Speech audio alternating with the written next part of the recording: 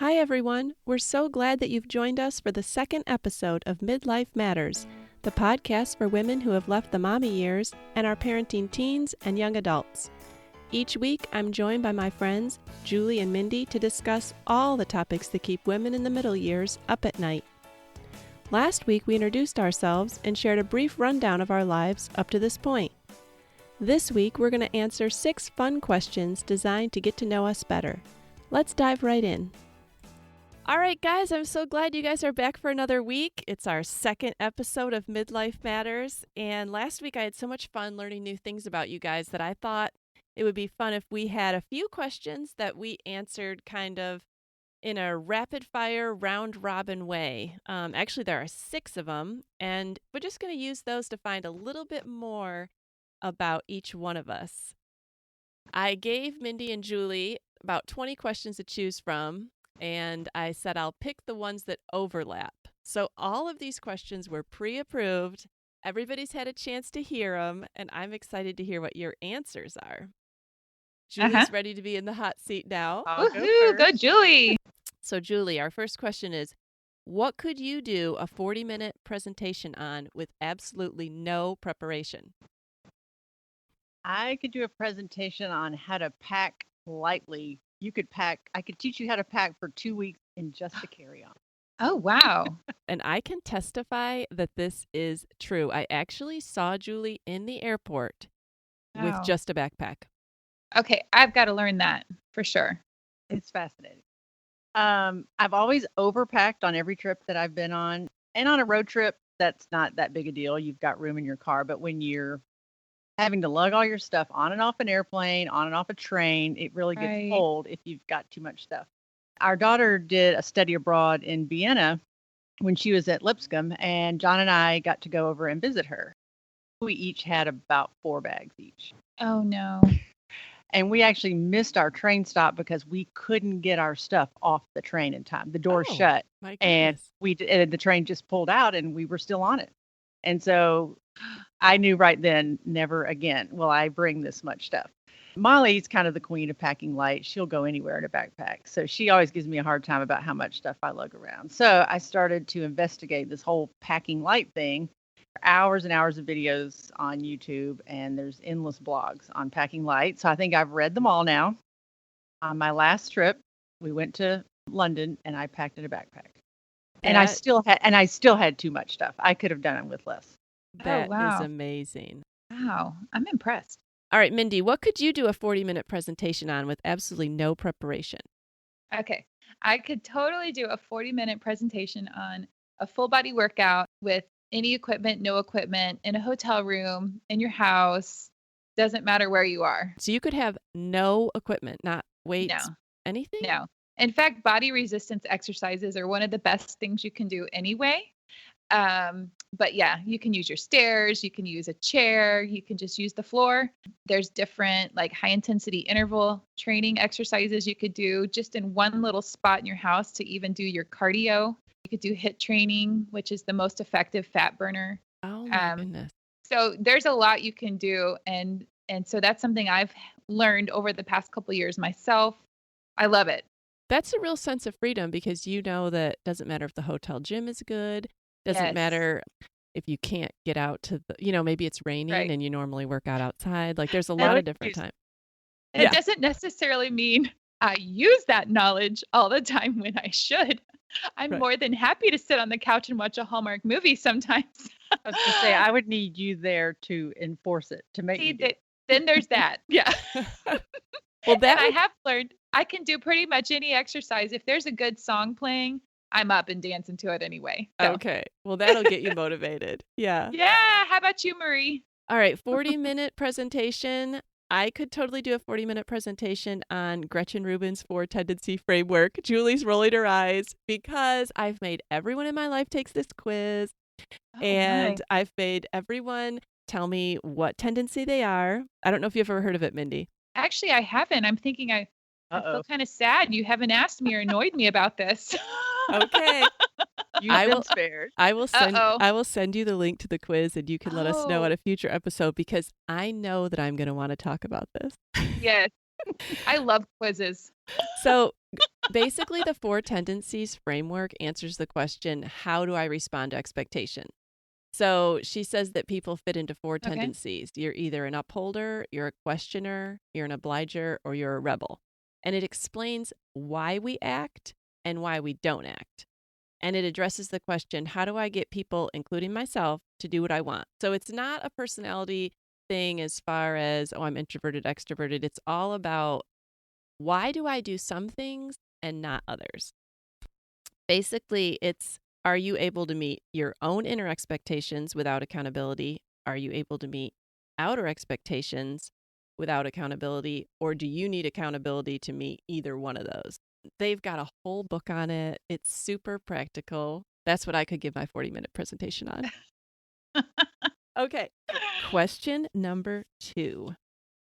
What is special about the place you grew up? Mindy, why don't you go first for this one? Of course, we all know that you have like 15 places you grew up. Yes, I love this because what's special about the place I grew up were the people. Okay.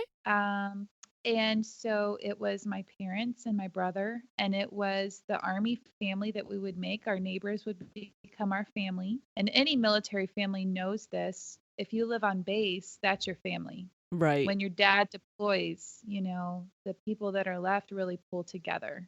And then thankfully, like I said, my parents were believers. And so we were always in a church home, and that church home became our extended family. So I love this because I think it gave me skills as a young child to know what's really important in life, and it's the people.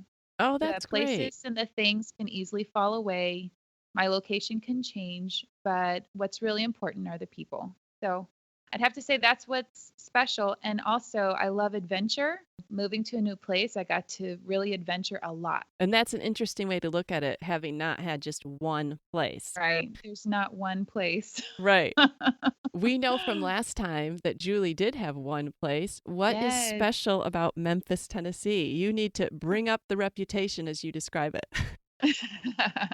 Well, it's funny, if I tell people I'm from Memphis and they're not from around here, they always mention Graceland and, oh, home of Elvis Presley. And I'm always shocked by that because they almost act like you should know him because.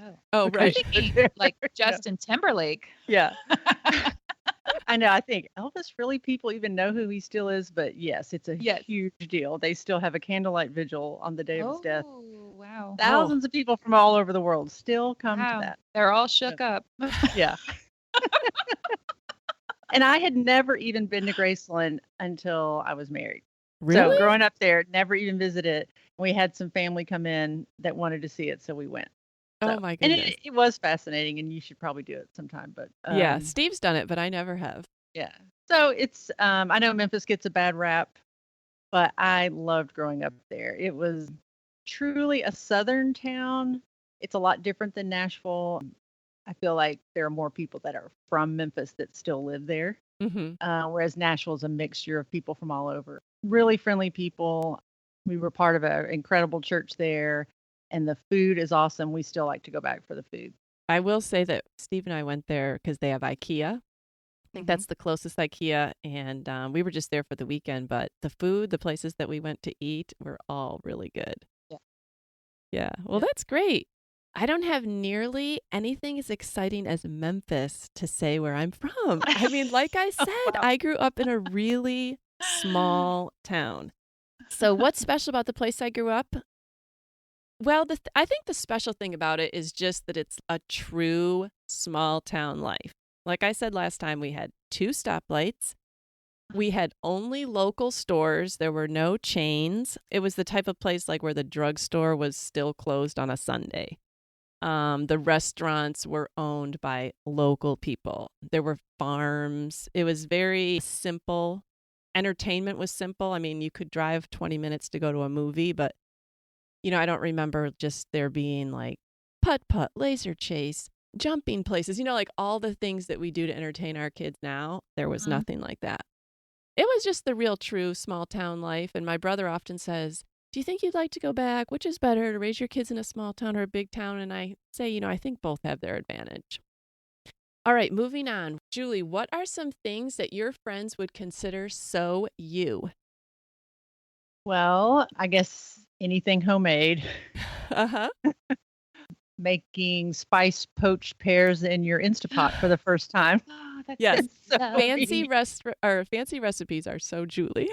Yes. A clean house. I get teased about that. I feel like it's not as clean as it used to be, but I do like to keep my house clean. Right. And then I would say a willingness to be involved, to get involved in things. And a good example of that is this summer, I had a friend who lives in Little Rock, and she was going to be driving her camper to Washington State and then was going to drive it home. And she wanted some friends to join her on the adventure. So she calls me about a week before this is about to happen to ask me. And I said, sure, I'd love to. And so I flew out to Seattle. We spent a couple of days out there together, and then we drove the camper back. And it was really one of the highlights of my summer. It was really, really fun. It was kind of a cool adventure, something I would have never done on my own. But when she asked me, I was like, I'll be there. It sounds So, awesome. I Yeah, mean, looking at your that pictures that you had were beautiful. yeah, I'd never been to any of those states. So we saw Devil's Tower, the Badlands, Mount Rushmore. That was a big highlight for me. Wow. So yeah, it was fun. That is That really is good. And all those things are so you. Mindy, what are some things your friends would consider so you? Well, I only wrote down one thing. Oh, Like there really? was You one could only thing. think of one thing? Like there was one thing that just over anything else that just came to mind, and that's just breaking out into song and dance at any opportunity. Like if there's music on, like my head is moving, I'm moving, I can't sit still.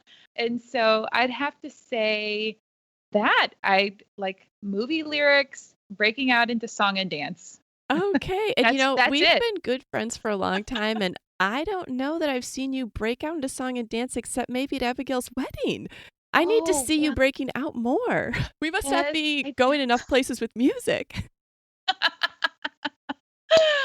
All right, Julie, what would we consider so Mindy? I feel like if I thought of Mindy, I would think of hospitality.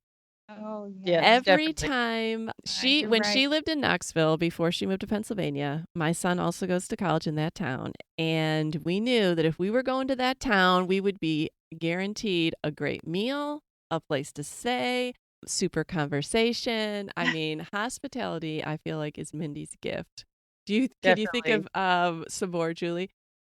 Oh, just a willingness to help out. I remember she and I did some carpooling when our Oh, kids yeah. were at a school together, and she's the one with the 4 kids, and I just had David to get there, and she was always willing to help out, and she's like, "Oh, no, I can drive both ways today." And she was just always really Oh, no, Yes. no. so helpful. I had the 4 kids. I thrived on carpool because I wouldn't survive. We never lived near our families. There was nobody else to drive. So you were a godsend to me during that time in our lives. I Oh, still I felt kind like of you helped me more than I helped you. I still kind of even remember those carpools only because when I used to walk with Mindy, she would say something about one of the things she liked about him was hearing David and Abby have Yes. Oh, conversations. Like they when you were hear your hilarious. kids talking in the back seat, that's gold. Yes. That really was so fun. We thoroughly enjoyed David, and there's still like jokes that he made in the car that we still say today. How about you though, Marie?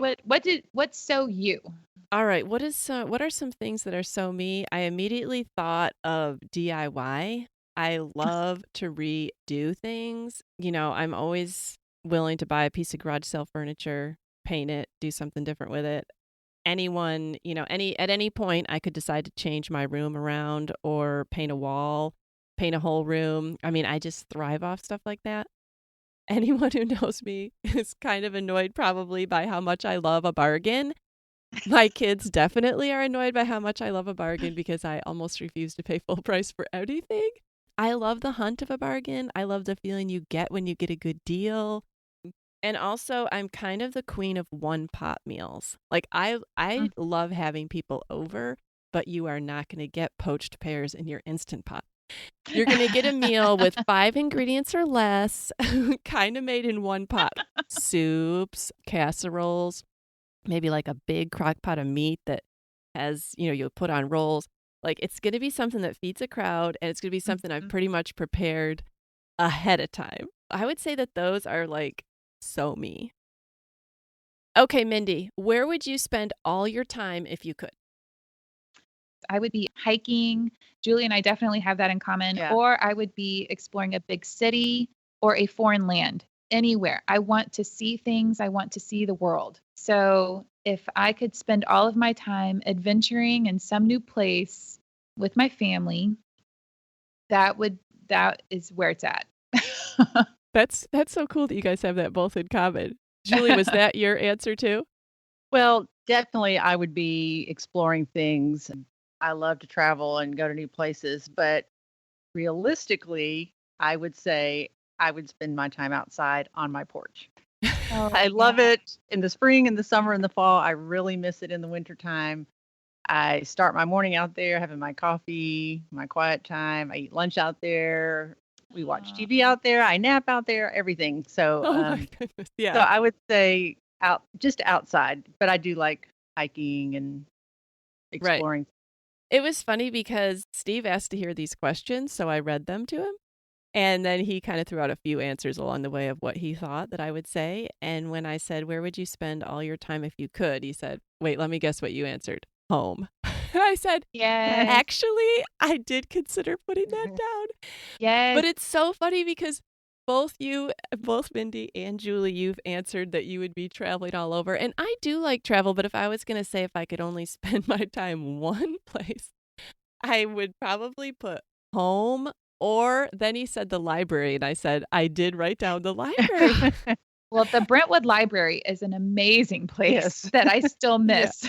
Yeah. I mean, it doesn't matter if it's a big or a small library. I walk in a library and it's like the smell, it's the feeling of peace, it's the feeling of possibility. What new, awesome book will I find? I love a library, and I also love to be home. So those are two just like Aw. things right up my alley. All right, that was question number 4. Yes. Question number 5. Julie, what energizes and brings you excitement? Oh, that was easy. Definitely traveling.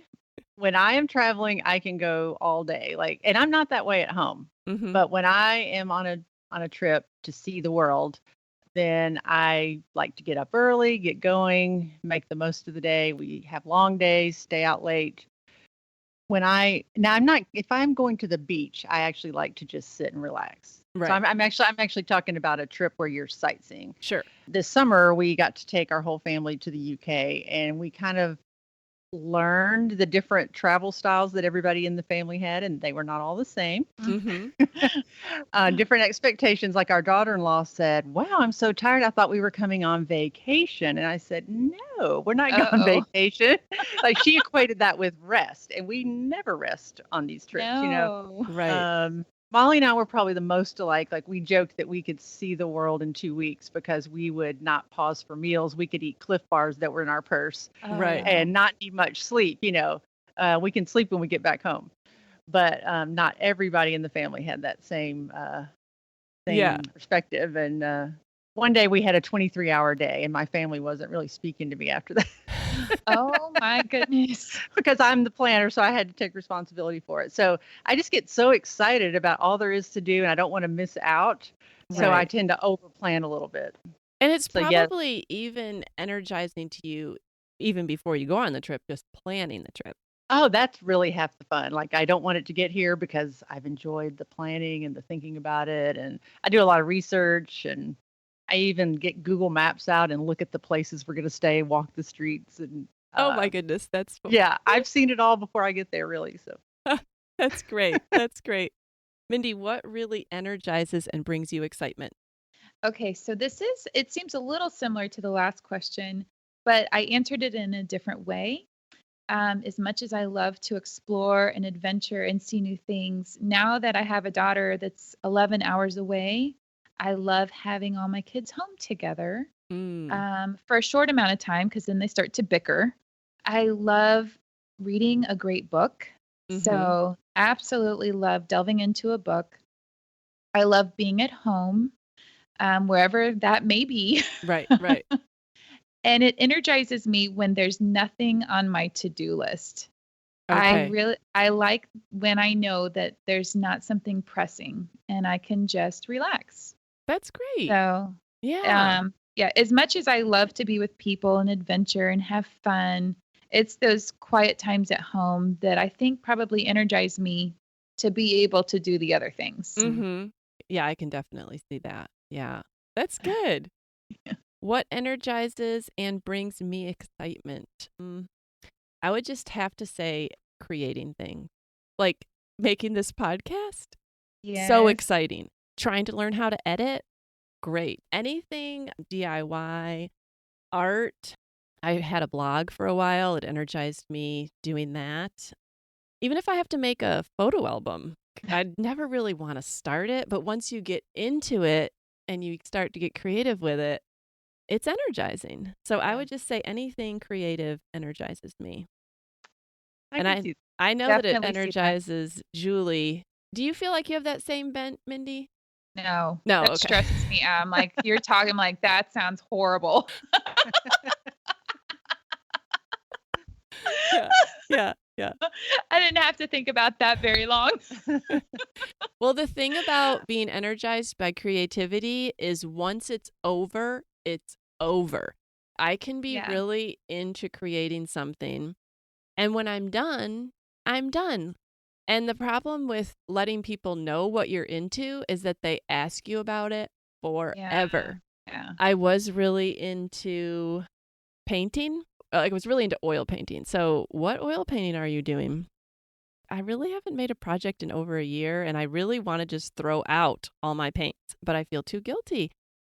I'm just not into it anymore, and I don't really consider myself going back to it. Same thing, when I had my blog, I haven't taken it down, and I loved doing it for the 2 years, but once it was over with my desire to write, it was over.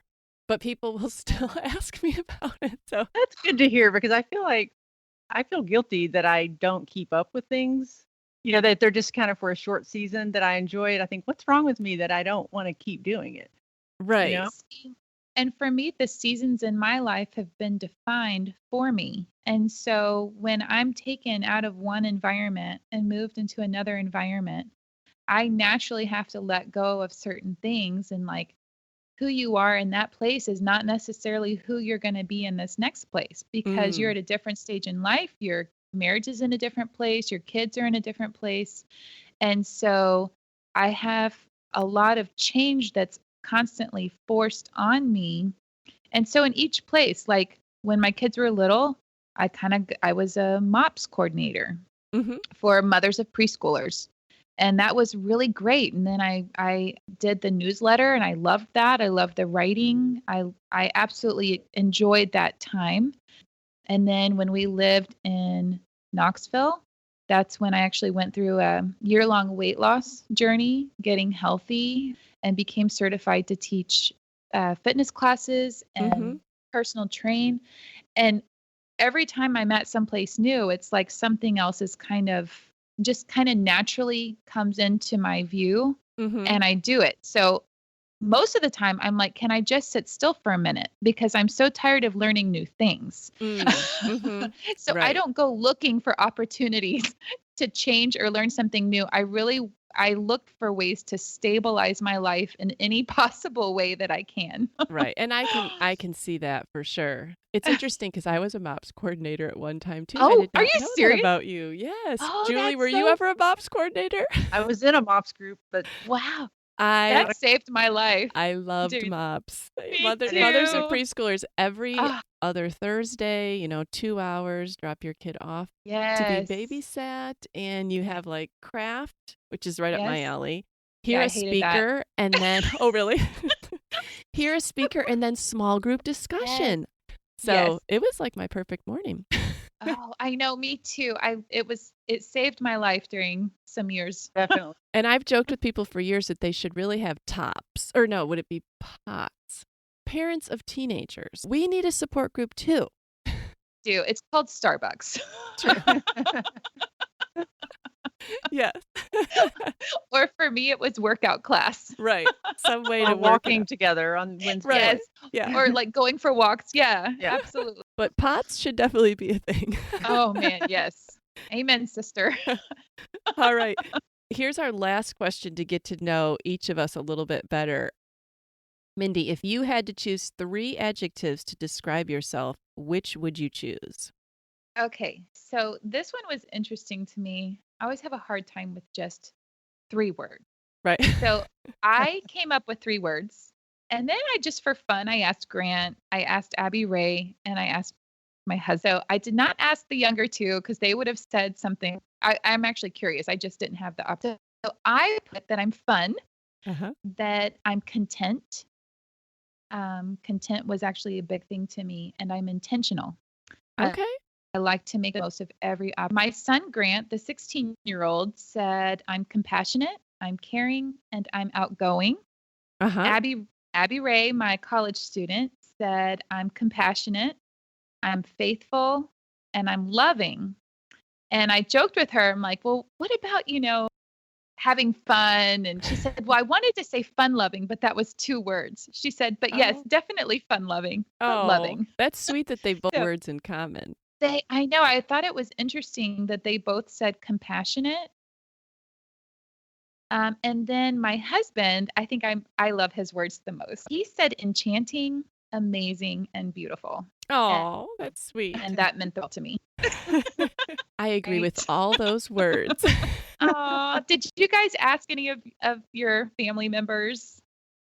I did, because when I was reading I only asked Steve. I said, if you had to choose 3 adjectives to describe yourself, which would you choose? I'm trying to think now.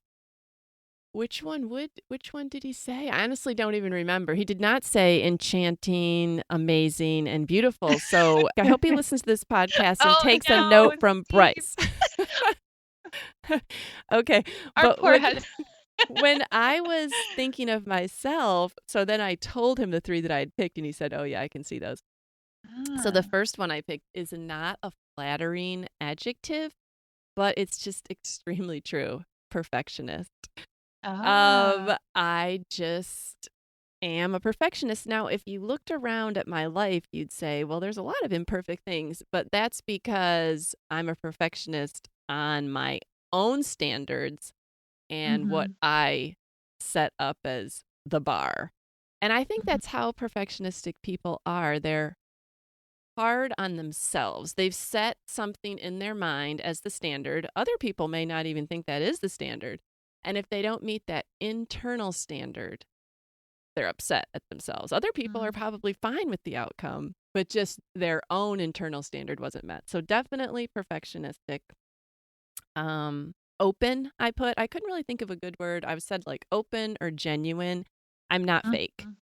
Absolutely. If you know me, you've seen me mess up, and I'm open about my emotions, my feelings, my thoughts, and I want other people to be that way. I enjoy. But you're very real. I would say transparent. Okay, that's a better word. Yes, transparent.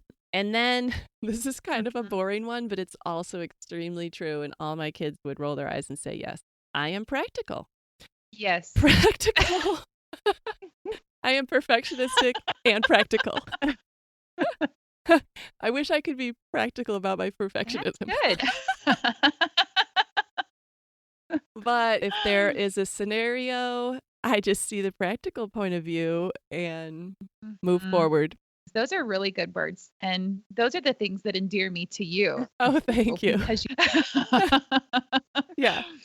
All right, Julie, what did you use to describe yourself? Well, I chose creative because I'm happiest when I'm doing something creative. I put determined. My mom and I kind of joke that we live by this philosophy of if there's a will, there's a way. Best example of that is I once moved a leather couch upstairs from the downstairs by myself. Oh, and yeah. I love that story. Yes. Yes. Just tell us, just tell the listeners briefly how that worked out and your husband's reaction. Well, he comes home and he notices it's no longer on the bottom floor, that it's on the top floor, knowing that I've been home by myself. And he's like, how did that happen? And it involved quilts and sliding it up the stairs, taking the feet off, all kinds of stuff. And he made me promise that it would never leave that floor again. So it's still on the second floor.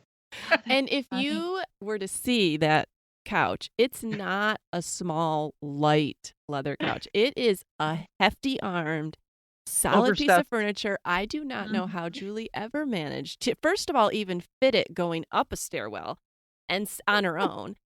maneuvering a turn. Like, Yes. I just don't even know how she did it. All right, so what were your words so far? Creativity? Creative, Determined. determined, and loyal. Okay. So if we're friends, we'll probably be friends for the rest of our lives, as far as I'm concerned. So Right. Yes. And I would agree with all of I those. love those. Oh, that's good. I think it's fun to pick out adjectives about yourself and to hear what other people would say about Yeah. you, because we don't often think of ourselves in those ways. Well, I Mm-hmm. don't know about our listeners, but I feel like I know you guys a little bit better I at know. the yeah, end of this fun. conversation. This was great. I'm hoping that people that are listening can now get a better idea of our 3 personalities and what they can kind of expect from us as we talk about topics in the future. Yeah. Absolutely. I'm looking forward to it. Well, then we're going to see everybody next week, and we will talk to you soon. So long, farewell, I'll be the Xanadu. Exactly.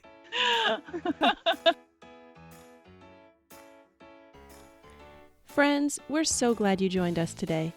We'd love to hear your questions about today's episode or any suggestions you have for future topics. You can find us at Midlife Matters Podcast on both Facebook and Instagram. You can also contact us at midlifematterspodcast.com. We hope you'll join us next week as we discuss teenagers, the good, bad, and the ugly. See you then.